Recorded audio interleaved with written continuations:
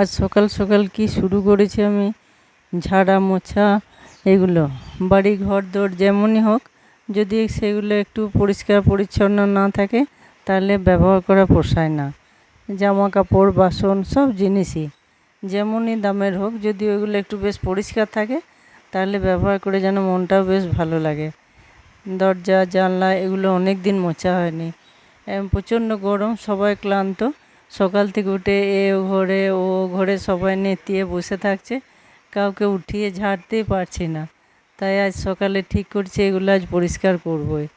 সবকে এক পাশ করে সব ঝাড়াঝুড়ি করতে লেগেছি। পাখা চললে তো এগুলো করা যাবে না, ধুলো ওড়ে খুব ভালো লাগে না। আর এটাতে কভারও দিতে পারলাম না, সব সময় চলছে বলে। খাটগুলো একটু মুছে নিলে বিছানা বালিশগুলো ভালো থাকে। গরমে যেন কাঁচা ঝাড়া পর্বটা বেশি করতে হয়, বৃষ্টিটা কম। একদম রাস্তার পাশে বাড়ি, মনে হয় যেন সব ধুলোগুলো টেনে নিচ্ছে। এরপর চাদরটাকে ভালো করে ঝেড়ে, এখন শুধু বিছানায় শুতে ভালো লাগে না। ঝাড়া মোছা সেরে চাদরটা মাদুর আছে বিছানাতে, মাদুরটা টান টান করে পেরে দেবো।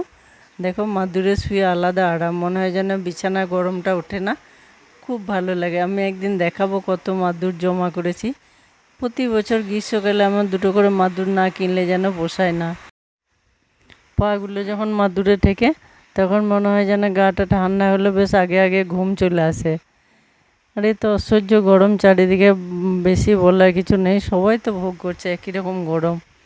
কিন্তু তবুও মনে হয় কিসে যেন একটু ঠান্ডা পাওয়া যায়। দেখো চারিদিক ঝেড়ে পরিষ্কার করে নিলাম। এবার বাকি আছে, এগুলো তো আমার সিংহাসনে ঠাকুর নয়, এগুলো সাজানো থাকে। এগুলো মাঝে মাঝে ঝাড়া না করলে ধুলো জমে গেলে বেশ ভালো লাগে না। গাছের পাতাগুলোতে, মরা পাতা গাগুলোতে যদি একটু ধুলো থাকে তাহলে ভালো লাগে না। এর পাতাগুলো বেছে মাঝে মাঝে পরিষ্কার করে একটু জল দিলে গাছগুলো বেশ তাজা থাকে। আর গাছ আমাদের কত কি দেয়, ঘরটা দেখতে সুন্দর লাগে, অক্সিজেন দেয়, যেটা আমাদের খুবই দরকার।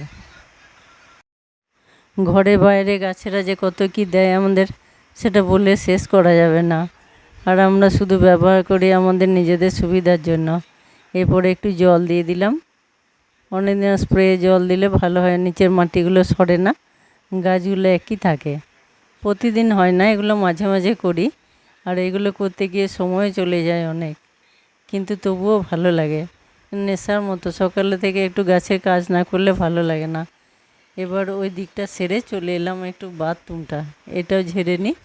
বাথরুমটা তো সবসময় ঝাড়া হয় না, বাড়ির অন্য জায়গাগুলোর মতো এটাও একটা গুরুত্বপূর্ণ জায়গা, কিন্তু সবসময় অত পরিচ্ছন্ন করা হয় না, বিশেষ করে উপর পোর্শনটা। তাই আজ ফুল এনার্জি নিয়ে শুরু করছি ঝাড় মোছের পর্ব। দেখো এগুলো বেশ ঝাড়ার পর বোঝা যায় যে কতটা ধুলো ময়লা জমে থাকে। মাঝে মাঝে একটু বুলিয়ে নিলে ঢুকে বেশ বোঝা যায় যে হ্যাঁ ধুলো জমেছিল।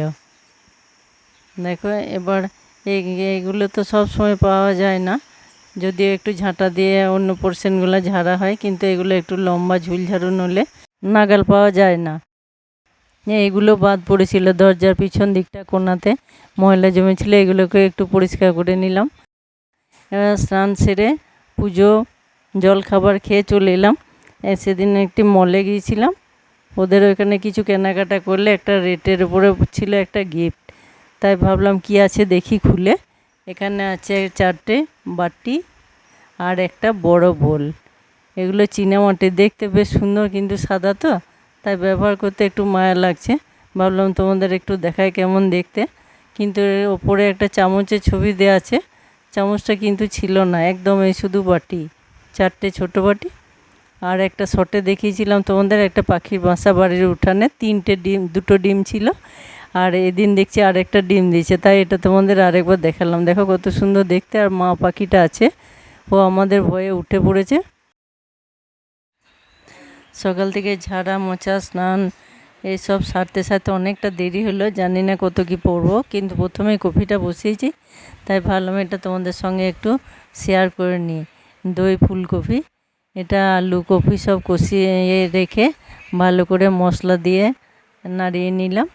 এরপর এতে দিয়ে দিলাম, শেষে ছিল দইয়ের ভাঁড়টা ধুয়ে একটু জল, আর দিয়ে দেবো তার সঙ্গে একটু গরম জল, তাড়াতাড়ি হয়ে যাবে তরকারিটা।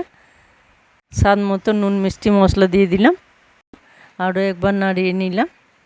ফুলকপির এটা নিরামিষ প্রোগ্রামটা বেশ ভালো লাগে খেতে।